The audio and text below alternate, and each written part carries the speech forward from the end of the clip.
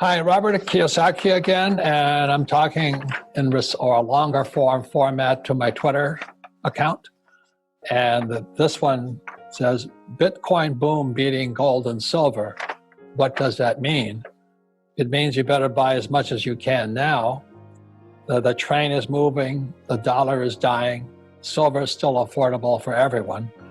And as the dollar crashes, what counts is not price, but how many coins of gold, silver, or Bitcoin do you own? And why I sent this here is because I first started buying silver in 1964 when I was 17 years old. And the reason is I didn't know. I was a kid, a high school kid, and I saw this little copper tinge around the dimes and the quarters and the half dollars. I didn't know what that means, but there was a law called Gresham's Law.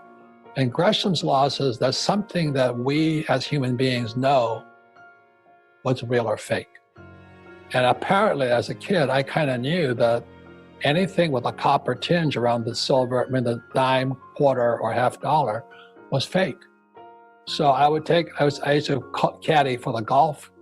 I played golf, so I caddied to make money to pay for my golf.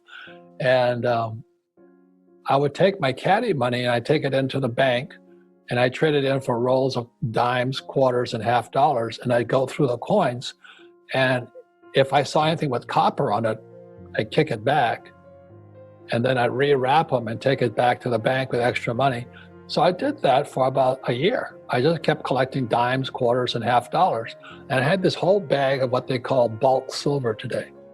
But I just kind of knew it was fake, and then I went off to school in New York, and when I came home, my mother spent it. She apparently did not know the difference between real silver and fake silver, but that's why our family was poor. But anyway,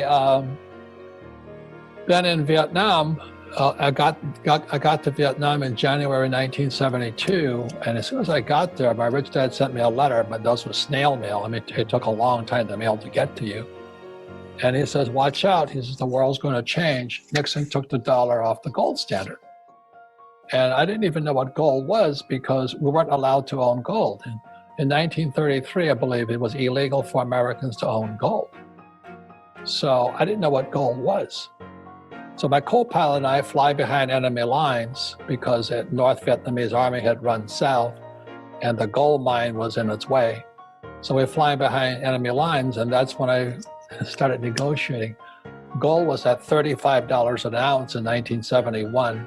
And by the time I got to the gold dealer, it was a gold mine. It was a little Vietnamese woman with red teeth. And I tried to buy gold from her at a discount. So I thought, well, it's $35 an ounce. It's $50 an ounce today because it was starting to rise. And she wouldn't move. She says, no, it's spot. Spot. I didn't know what spot meant. And here we are, my co-pilot and I were college graduates, and this little Vietnamese woman, I don't think she went to college, but she knew more about money than he and I did. But that was my introduction to gold. And I didn't buy any gold that day, but I let our aircraft carrier sailed into Hong Kong. And that's when I bought my first gold coin, a Krugerrand, for about $50. I still have that Krugerrand today, and it's worth approximately $2,000. So that's why I'm kind of a gold bug. So I don't save dollars because I don't trust the US dollar. And I just save gold and silver and recently Bitcoin. And the reason is because of 1971, when Nixon took the dollar off the gold standard, the dollar became fake. So now that COVID has hit, and they printed more money in 2020 than they did in the first 200 years of our country. And still people are saving dollars. You should be buying some gold, some silver, and we can afford it, Bitcoin. Silver today is a bargain. Today is around November 15th, I think, or whatever it is. And I can buy a silver eagle for about $30. And everybody in the world can afford $30. But the average person has been conditioned to think about paper, fake money. Fake dollars.